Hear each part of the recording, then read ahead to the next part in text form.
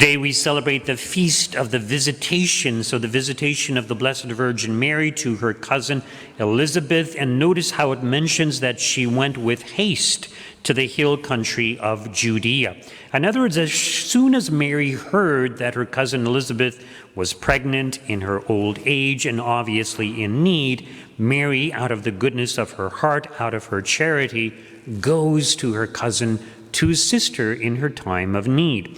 And what is very significant is that as soon as Elizabeth hears the voice of Mary, even before she sees her, even before she greets her or embraces her, she is filled with the Holy Spirit as well as the child in her womb.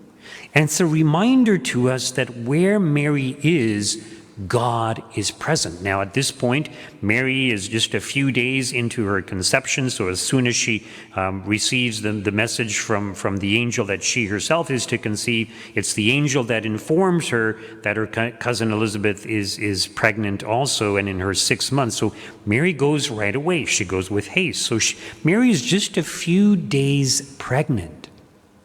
John is 6 months along in developing in the womb of his mother Elizabeth, and it's a very pro-life message also if you think about it. So Christ is just conceived, just a few days old, but it's God who's present there. But the person, it's a person. And same as with John in the womb. You know, Elizabeth said, you know, the babe leapt in my womb with joy, right? So obviously, even John at 6 months old recognizes the presence of God through the voice of Mary. So Mary carries Christ, and Mary, she has this role of bringing Christ to others, in fact, to all of us. So Christ continues to come to us through Mary in a spiritual way. And what does this mean? Well, her role as mother continues. Her role of giving Christ to the world continues. So when we draw close to Mary, when we have some contact with her or her statue or her image or through the prayers that we offer to her, through the various devotions that we have to her, well, she brings Christ to us. And if you think about it, you know, it's interesting how Elizabeth is filled with the Holy Spirit. John the Baptist in the womb is also filled with the Holy Spirit. And this week we are preparing for Pentecost, the coming of the Holy Spirit.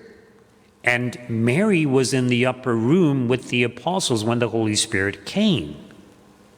Well, yes, the Holy Spirit would have come anyways, but it kind of reiterates that where Mary is, God is present or will become more fully present. And so all the more reason why we should draw close to Our Lady, and of course to let her know of our needs. And yes, she does come to our assistance. She gives us Christ. She gives us the blessings, the graces of Christ. Does that mean that all our troubles are going to disappear? Well, not necessarily, but Mary is there to comfort us, to help us, as she was there to help and comfort her cousin Elizabeth in her old age during her pregnancy.